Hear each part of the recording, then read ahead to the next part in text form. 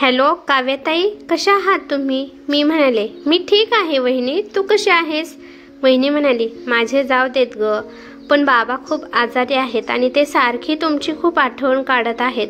त्यांना तुम्हाला भेटायचे आहे. हे ऐकून मी हातामध्ये फोन धरून तशीच उभी राहिले. काही वेळाने तिकडून फोन कट झाला होता. तेव्हा अर्जितने मला आवाज दिला, काय झाले काव्या, अशी का फोन घेऊन उभी राहिली आहेस? अर्जिताचा आवाज ऐकून मी भानावर आले. फोन ठेवून दिला आणि रडायला लागले. मला रडताना पाहून अर्जित माझ्यासाठी पाणी घेऊन आले आणि माझे अश्रू पुसत म्हणाले, काय झाले काव्या, अशी का रडत आहेस तू? काहीतरी सांग, कोणाचा फोन आला होता? मी म्हणाले, किशोरी वहिनीचा फोन आला होता. तिने सांगितले की बाबा खूप आजारी आहेत आणि ते माझी आठवण काढत आहेत.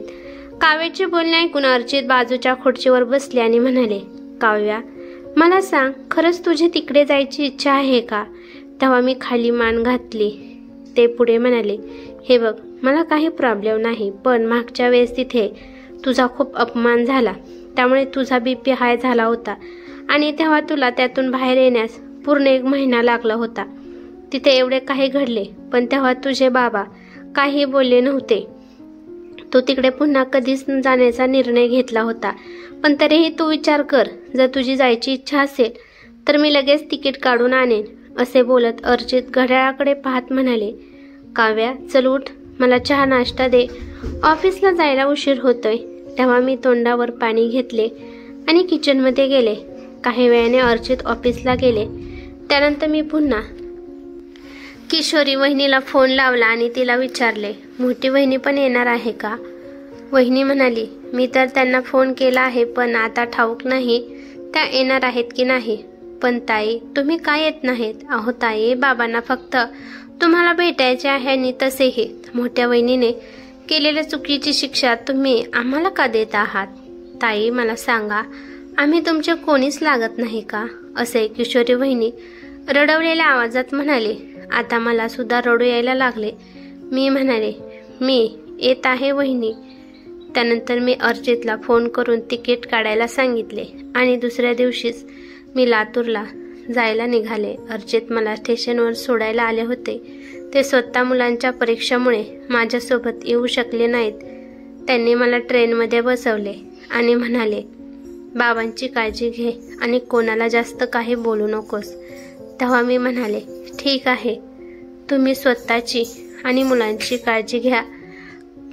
काही मिनिटातच ट्रेन निघाली. मी माझा बर्थ पाहून अंथरूण केले. ट्रेन वेगाने धावायला लागली. सर्व प्रवासी झोपले होते. मी सुद्धा अंगावर चादर घेतली, पण माझ्या डोळ्यात अजिबात झोप नव्हती. माझे मन बालपणीमध्ये हरवून गेले. बालपणीच्या सर्व गोष्टी माझ्या डोळ्यासमोर जशाच्या तशा येऊ लागल्या. किती आनंदी कुटुंब होते आमचे. मध्यमवर्गीय असूनही आम्ही सर्वजण खूप सुखी होतो. आमच्याकडे भौतिक सुखसुविधा भलेही नव्हत्या, पण आनंदाची काहीही कमी नव्हती. आई, बाबा, आम्ही 3 भावंड आणि आजी असे आम्ही 6 जण होतो. दिवसभर आजीच्या बडबडीत सोबत आम्हा तिघांची दंगामस्ती आणि आईचे खोटे खोटे रागवणे यामुळे घर भरल्यासारखे असायचे. बाबा खूप शांत असायचे, किंवा असेही म्हणता येईल की त्या क्लर्कच्या नोकरीमध्ये घर कसे चालवायचे या काळजीमुळे असायचे. बाबा काहीही बोलत नव्हते, पण आईला बरोबर बाबांच्या मनातील ओळखता येत होतं. जर आम्ही तिघांनी कधी कोणत्याही वस्तूसाठी हट्ट केला तर बाबा आम्हाला लगेच आणून द्यायचे. बाबांचे ऑफिस 7 किलोमीटर लांब असून सुद्धा ते ऑफिसला सायकलने जायचे आणि बसचे भाडे वाचवायचे.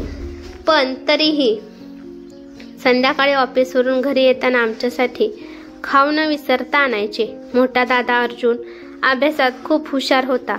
2 नंबरचा नयन दादा मात्र अभ्यासात तितकाचा हुशार नव्हता आणि सर्वात धाकटी मी नेहमी काठावर पास व्हायचे. त्यामुळे आईबाबांची सगळी स्वप्न, सगळ्या अपेक्षा मोठ्या दादाकडूनच होत्या. त्यामुळे दादाची सर्व डिमांड मान्य व्हायची. महागडे ट्युशन, शाळेला जाण्यासाठी बस, तसेच तो म्हणेल ते कपडे, बूट हे सर्व बाबा त्याने मागितले की लगेच घेऊन द्यायचे. आणि दादा सुद्धा आई वडिलांच्या अपेक्षावर खरा उतरला. तो शाळा कॉलेजमध्ये टॉपर होताच, पण नंतर MBBA मध्ये देखील तो टॉपर आला. पण जसजसा तो पुढे शिकत गेला तसतसे आईचे दागिने कमी होत गेले. आता फक्त आईकडे एक सोन्याची नथ होती, बाकी कान, गळा आणि हातामध्ये नकली दागिने होते.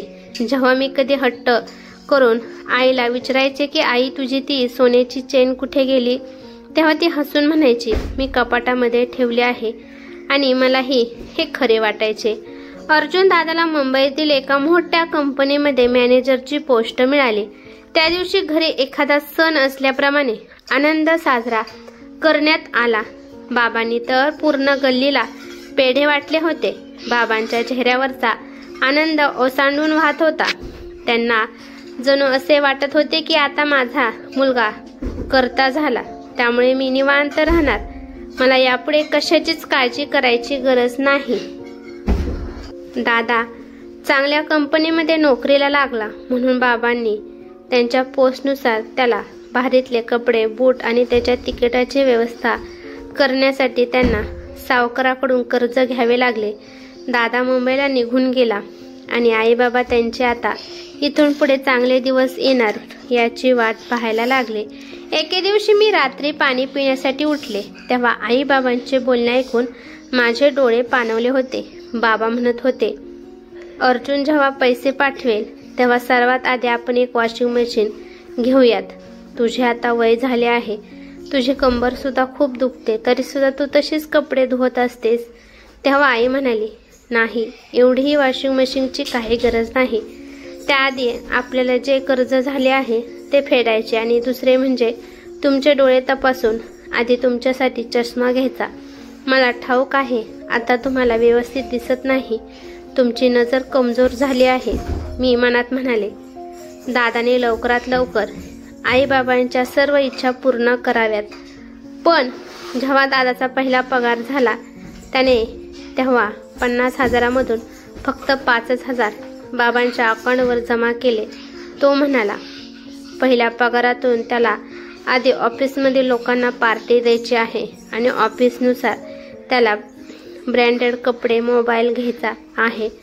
जेव्हा त्याचा दुसरा पगार झाला तेव्हा तो पीजीतून शिफ्ट होऊन मित्राच्या फ्लॅटवर राहायला गेला. तिसऱ्या पगाराला त्याने लॅपटॉप खरेदी केला. नयनदादा BComच्या शेवटच्या वर्षामध्ये शिकत होता आणि मी इंटरनेटमध्ये. 3 वर्षात बाबा रिटायर होणार होते. तेव्हा त्यांना माझ्या शिक्षणासोबत माझ्या लग्नाची सुद्धा काळजी वाटायला लागली होती. त्यांनी आपल्या पूर्ण काळजीचा, चिंतेचा उपाय म्हणून अर्जुन दादाकडे पाहिले होते. आणि का पाहू नये, प्रत्येक मध्यमवर्गीय कुटुंबातील आई वडिलांच्या आपल्या मुलाकडून अपेक्षा असतात. पण असे काही झाले नाही. दादा कधी 2,000 कधी 4,000 रुपये द्यायचा आणि त्याची काहीतरी मजबुरी आहे असे सांगायचा. त्याच्या कंपनीच्या बॉसची मुलगी CEO होती. त्या दोघांची मैत्री झाली आणि नंतर मैत्रीचे रूपांतर प्रेमात झाले. तसेही त्याच्या बॉसला सुद्धा इतका प्रामाणिक जावई कुठे मिळाला असता म्हणा. 6 महिन्यातच साखरपुडा करायचे ठरवले, तेही मुंबईतील एका मोठ्या हॉटेलमध्ये, अगदी ग्रँड पद्धतीने. दादाने आमच्यावर एवढे उपकार केले होते की त्याने आमची मुंबईला येण्यासाठीची तिकिटे काढली आणि त्याच्या साखरपुड्यात आम्हाला घालण्यासाठी त्यांच्या स्टेटसला शोभतील असे चांगले कपडे खरेदी केले. कार्यक्रमात औपचारिकता म्हणून त्याच्या बायकोचे म्हणजे रेवती वहिनीचे आणि तिच्या बाबांचे आमच्याबरोबर थोडेफार बोलणे झाले. त्यानंतर आम्ही एका बाजूला खुर्चीवर बसलो. तेव्हा ना अर्जुन दादाने आमच्याकडे पाहिले ना तो आमच्याकडे आला, ना रेवती वहिनी किंवा तिचे बाबा. माझी आई मुलाचा साखरपुडा होत असलेले पाहून खूप आनंदात होती. पण बाबा ते मात्र आतल्या आत तुटून गेले होते, कारण त्यांना ठाऊक होते एवढ्या श्रीमंत मुलीशी लग्न होणार म्हटल्यावर आता आमचा मुलगा काही आमच्याकडे येणार नाही. साखरपुडा झाल्यावर लग्नही फक्त 15 दिवसानंतर झाले, कारण त्यानंतर त्या दोघांना नवीन ब्रांच ओपन करण्यासाठी अमेरिकेला जायचे होते. असो, आम्ही दादाचे लग्न झाले आणि परत आलो आणि तो 3 वर्षासाठी अमेरिकेला निघून गेला. पण घरी आल्यानंतर धाकटा भाऊ नयन अचानक मोठा झाल्यासारखा वागू लागला. त्याने उदास झालेल्या बाबांच्या खांद्यावर हात ठेवला आणि म्हणाला, बाबा तुम्ही उदास होऊ नका, मी आहे ना, मी तुम्हा दोघांना कधीच एकटे सोडणार नाही. पण तेव्हा बाबा त्याला काहीही म्हणाले नाही. नयन दादाने कॉलेजसोबत पार्ट टाइम जॉब करायला सुरुवात केली आणि मी बोर्ड एक्झाम नंतर एका ऑफिसमध्ये कॉम्प्युटरवर बिलिंगचे काम करायला लागले. 2 वर्षांनी नयन दादाला बाबांच्या ऑफिसमध्ये क्लर्कची नोकरी मिळाली आणि माझे लग्न बाबांच्या एका मित्राच्या मुलाबरोबर अर्चित बरोबर झाले. त्यावेळेस अर्चित बँकेमध्ये कॅशियर होता, पण आज तो स्वतःच्या योग्यतेने आणि मेहनतीने मॅनेजर झाला आहे. माझ्या लग्नाला दादा वहिनी आले नव्हते, कारण तेव्हा ते अमेरिकामध्ये होते. माझ्या लग्नानंतर 1 वर्षाने नयन दादाचे लग्न झाले. तेव्हा लग्नाला अर्जुन दादा आला होता. वहिनी आली नाही, कारण तेव्हा ती प्रेग्नेंट होती. माझी आई तिच्या मोठ्या सुनेची वाट पाहता पाहता मरून गेली. पण मोठी वहिनी एकदाही आईबाबांकडे आली नाही. धाकटी वहिनी किशोरी खूप चांगली होती, अगदी माझ्या आईप्रमाणे. अर्चितची ट्रान्सफर जेव्हा लातूरहून पुण्यात झाली, तेव्हा मी पुण्याला जाताना माझे सर्व दागिने आईकडे ठेवायला दिले होते, पुन्हा आल्यानंतर घेऊन जाता येतील म्हणून. तेव्हा आईने ते दागिने तिच्या कपाटाच्या लॉकरमध्ये ठेवले आणि कपाटाची चावी बाबांकडे दिली. नयनदादा आणि किशोरी वहिनीला सुद्धा याबद्दल ठाऊक होते. 2 वर्ष असेच निघून गेले. या दरम्यान मला काही लातूरला जायला जमलं नाही आणि तेव्हा मला दागिन्यांची आवश्यकता पडली नाही. पण अचानक आईचे अकस्मात निधन झाले. तिच्या मृत्यूची बातमी समजल्यानंतर तेव्हा पहिल्यांदा मोठी वहिनी आली. आईचा 10वा झाल्यानंतर मी सासरी जायला निघाले, तेव्हा बाबांनी माझ्या हातात कपाटाची चावी दिली आणि म्हणाले, काव्या, आता तू तुझे दागिने घेऊन जा बाळा. तेव्हा मी सुद्धा चावी घेतली आणि आई बाबांच्या खोलीमध्ये जाऊन कपाटातील लॉकर उघडायला लागले.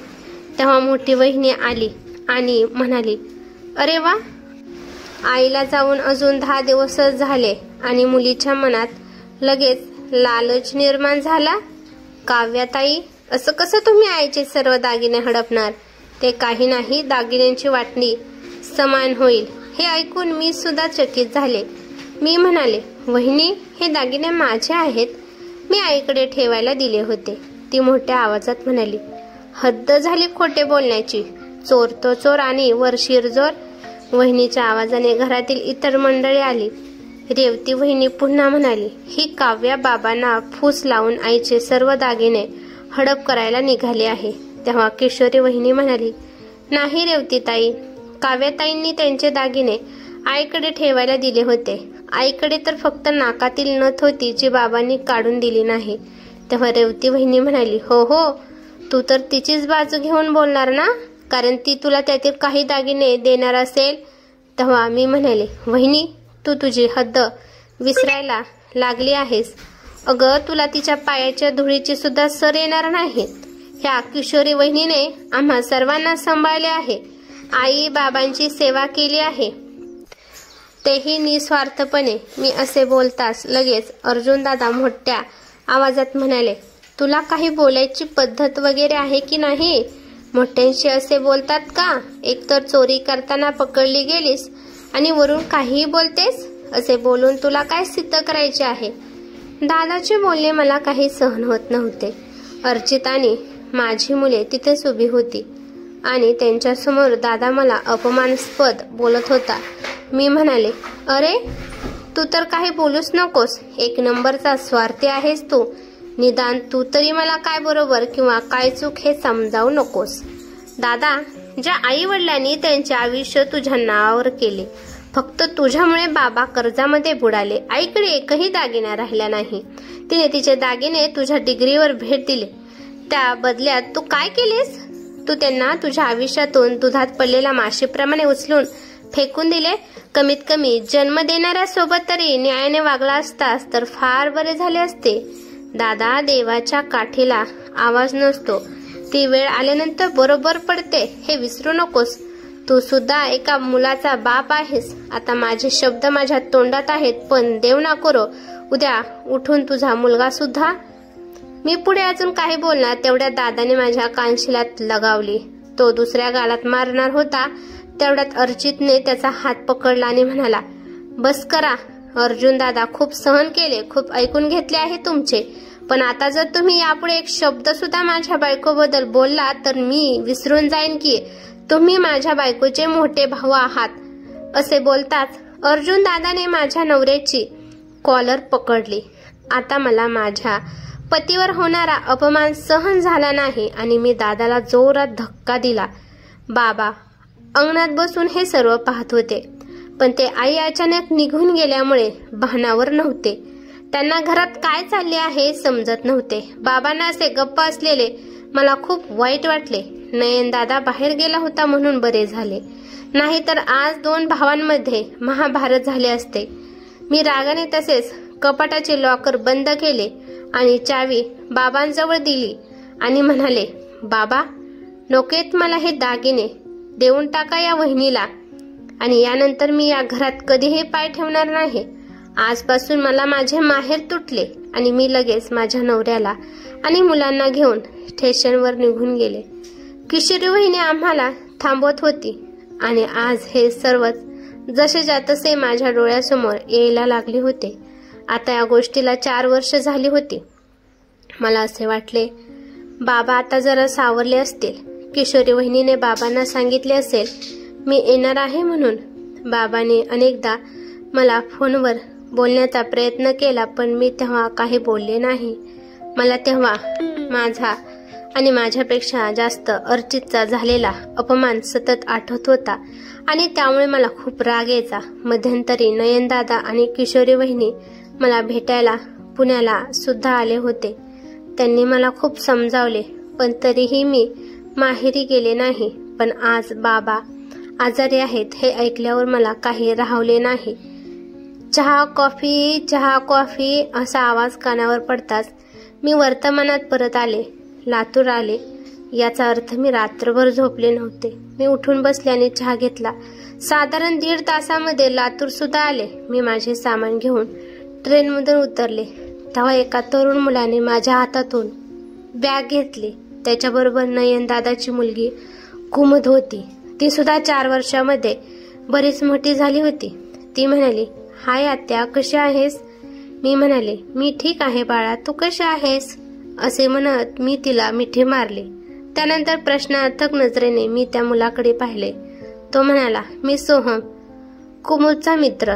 असे बोलून त्याने मला वाकून नमस्कार केला. मी सुद्धा आनंदाने त्याला आशीर्वाद दिले. घरी पोहोचल्यानंतर सर्वात आधी मी बाबांच्या खोलीत गेले. बाबा खूप कमजोर झाले होते. त्यांना पाहून माझ्या डोळ्यात पाणी आले. मी बाबांच्या गळ्यात पडले आणि त्यांना अनेकदा सॉरी म्हणाले. ते नेहमीप्रमाणे माझ्या डोक्यावरून मायेने हात फिरवायला लागले. तोपर्यंत वहिनी चहा घेऊन आली. ती म्हणाली, काव्याताई, बाबा तुमची खूप आठवण काढत होते. बरे झाले तुम्ही आलात. मी वहिनीला म्हणाले, वहिनी, माझे मन ग्लानीने भरले होते. आता मला खूप वाईट वाटत आहे की मी का बरं नाही बोलले माझ्या बाबांशी. माझे बाबा ज्यांनी त्यांचे पूर्ण आयुष्य आमच्या नावावर केले, मग का दाखवला मी एवढा राग? आईबाबांना सोडून गेली. मग मला का एकदाही वाटले नाही की माझे बाबा मनातून एकटे पडले असतील? त्यांना एक मुलगी म्हणून माझी जास्त गरज आहे असा विचार का आला नाही माझ्या मनात? मी असे बोलताना बाबांनी त्यांचा थरथरता हात माझ्या हातावर ठेवला आणि अडखळत म्हणाले, बाळा, आता काही बोलू नकोस. वहिनीने म्हणाली, ताई, तुम्ही प्रवास करून थकले असाल, त्यामुळे जेवण करून थोडा वेळ आराम करा. मी उठले. बाथरूममध्ये जाताना मला पुन्हा तो मुलगा म्हणजे सोहम दिसला. तो बाबांकडे गेला आणि बाबांच्या हाताला मालिश करायला लागला. मला आश्चर्य वाटले की हा कुमुदचा मित्र आहे, तर मग बाबांची एवढी सेवा का करत आहे? मी इतके लक्ष दिले नाही आणि बाथरूमकडे जायला लागले. पण जाताना अचानक माझा पाय मुरगळला. मी पडणार होतो. तेवढ्यात धावत येऊन सोहमने मला सावरले. तो म्हणाला, सावकाश आत्या. त्याच्या तोंडून आत्या हा शब्द ऐकून मला खूप चांगले वाटले. त्याने मला आधार देऊन खुर्चीवर बसवले. वहिनीने जेवण बनवले होते. दादा, वहिनी, कुमुद, आम्ही सर्वजण जेवाय बसलो. तेवढ्यात किशोरी वहिनीने सोहमला आवाज दिला, सोहम, तू सुद्धा जेवायला ये. तेव्हा सोहम आला आणि म्हणाला, मी आजोबांबरोबर जेवण करेल. असे बोलून त्याने त्याचे आणि बाबांचे जेवणाचे ताट घेऊन आत गेला. मी जेवता जेवता वहिनीचा चेहरा पाहायला लागले. वहिनी म्हणाली, ताई, हा सोहम आपल्या अर्जुन दादांचा मुलगा आहे. खूप प्रेमळ आणि समजूतदार मुलगा आहे. बाबा आजारी आहेत हे त्यांना ठाऊक झाले तेव्हा दादा आणि रेवती वहिनी येणार होते, पण तुम्ही आलात त्यामुळे ते थांबले. त्यांना त्यांची चूक लक्षात आली होते तेव्हा भांडण झाले होते. तेव्हा तुम्ही गेल्यानंतर बाबा अर्जुन दादा आणि रेवती वहिनीला खूप रागवले. बाबांना तुमच्याशी बोलायचे होते पण तुम्ही तेव्हा एवढ्या रागात होतात की कोणाची हिंमत झाली नाही तुम्हाला बोलण्याची. बाबांनी अनेकदा तुम्हाला सांगण्याचा प्रयत्न केला पण तुम्ही बोलले नाहीत. सोहमने यासाठी त्याची खरी ओळख तुम्हाला सांगितली नाही की अर्जुन दादाने रेवती वहिनीमुळे तुम्ही त्यालाही दोषी समजू नये म्हणून. मी पाहिले तर सोहम दरवाजाच्या मागे उभा राहून सर्व ऐकत होता आणि त्याचे डोळे पुसत होता. बहुतेक तो रडत होता. मला खूप वाईट वाटले. मी त्याला आवाज देऊन बोलावले. तो माझ्याजवळ येऊन बसला. आत्या, मला तर ठाऊक नव्हते की माझे एवढे प्रेमळ काका काकू, छोटी बहीण, माझे प्रेमळ आजोबा आणि इतकी स्वीट ब्युटिफुल आत्या आणि तिचे कुटुंब आहे. मला लहानपणापासून आईबाबांनी अमेरिकामध्ये हॉस्टेलमध्ये टाकले होते. बाबांचा बिझनेस लॉसमध्ये होता त्यामुळे बाबांनी मला इंडियामध्ये काकाकडे पाठवले आणि इथे आल्यावर मला ठाऊक झाले की मी इतके चांगल्या कुटुंबाचा मोठा मुलगा आहे. काकूने सांगितले की मला एक आत्या सुद्धा आहे. त्यांनी मला तुमचे फोटोज दाखवले पण तुमच्याशी फोनवर बोलण्याची माझी हिंमत झाली नाही. मम्मी पप्पांनी सर्व सांगितले आणि त्यांची चूक सुद्धा कबूल केली. आजोबा खूप सॅड होते पण आता तुम्ही आल्यानंतर त्यांच्या चेहऱ्यावर आनंद आला आहे. आत्या, एका चुकीमुळे तुम्ही आम्हा सर्वांना आयुष्यभर पनिशमेंट देणार आहात का? आणि मम्मी पप्पाची सोडा, पण मी तुमचे काय बिघडवले आहे? असे बोलताना त्याचा गळा भरून आला होता. माझ्या डोळ्यातही अश्रू आले होते. मी त्याला जवळ घेतले आणि मिठी मारली. मी म्हणाले, तू तर खूप चांगला आहेस माझ्या बाळा. दुसऱ्या दिवशी बाबांची तब्येत आणखीन बिघडली. सोहमने अर्जुन दादा आणि रेवती वहिनीला फोन केला होता आणि ते लगेच आले. त्यांना आलेले पाहून मी बाबांजवळ बसलेली उठायला लागले तेव्हा अर्जुन दादाने माझा हात पकडला. तो म्हणाला, तुझ्या दादाला माफ करणार नाहीस का? मला सांग, फक्त मोठेच लहानांना माफ करतात का? कधी कधी मोठे सुद्धा चुकू शकतात, तेव्हा लहानांनी सुद्धा मोठ्यांच्या चुका माफ केल्या पाहिजेत, हो की नाही? यावर मी काही बोलले नाही. पण तेव्हा रेवती वहिनीने पुढे येऊन माझे पाय धरले. ती म्हणाली, ताई, मी तुमचा खूप अपमान केला आहे पण आता मी मनापासून तुमची माफी मागत आहे. मला फक्त एकदा माफ करा. तेव्हा मी तिला उठवले, तिच्या गळ्यात पडले. वहिनी, तुला तुझी चूक समजली. यातच सर्व काही आले. आम्हा दोघींना गळ्यात पडलेले बघून सोहम आला आणि म्हणाला, थँक्यू ब्युटिफुल आत्या. बाबांनी किशोर वहिनीला चावी दाखवत काही इशारा केला तेव्हा वहिनीने कपाटाची चावी मोठ्या दादाकडे दिली. दादाने लॉकर उघडून त्यातील दागिने माझ्या हातावर ठेवले आणि हात जोडले. मी म्हणाले, दादा, हात जोडू नकोस. अरे, गोष्ट फक्त दागिन्यांची नाही तर माझ्या नवऱ्याच्या अपमानाची होती. त्यामुळेच मला खूप राग आला होता. दादा म्हणाले, काव्या, झाले गेले सर्व विसरून जाऊयात. बहुतेक बाबांची शेवटची इच्छा हीच होती की आम्ही बहीण भाऊ त्यांच्या डोळ्यासमोर एकत्र व्हावेत. म्हणूनच ते भरलेल्या डोळ्यांनी आमच्याकडे पाहत होते. मीही त्यांच्याकडे पाहून त्यांच्या इच्छेला मान दिला आणि अर्जुन दादांच्या गळ्यात पडले. त्याच रात्री बाबांचा मृत्यू झाला. मी अर्जितला फोन करून घडलेली सर्व हकीकत सांगितली. ते सुद्धा बाबांच्या अंतिम दर्शनासाठी आले. त्यानंतर अर्जित घरी निघून गेले. मी 10व्या दिवसापर्यंत थांबले. 10व्या नंतर मी जायला निघाले तेव्हा जाताना अर्जुन दादा पुन्हा माझ्या गळ्यात पडला आणि म्हणाला, आता तुझ्यासाठी आणि नयनसाठी मी बाबांच्या जागी आहे. तुम्ही दोघांनीही स्वतःला एकटे समजायचे नाही. त्यानंतर मी आईबाबांच्या फोटोला नमस्कार केला आणि जड अंतकरणाने मी सासरी परत आले. आता आमच्या नात्याची वीण खूप घट्ट बसली होती, तीही कधीही न तुटण्यासाठी. ही कथा कशी वाटली ते मला कमेंट करून नक्की सांगा. कथा आवडली तर लाईक शेअर नक्की करा आणि चॅनेलवरती नवीन असाल तर चॅनेलला सबस्क्राईब करायला विसरू नका. धन्यवाद.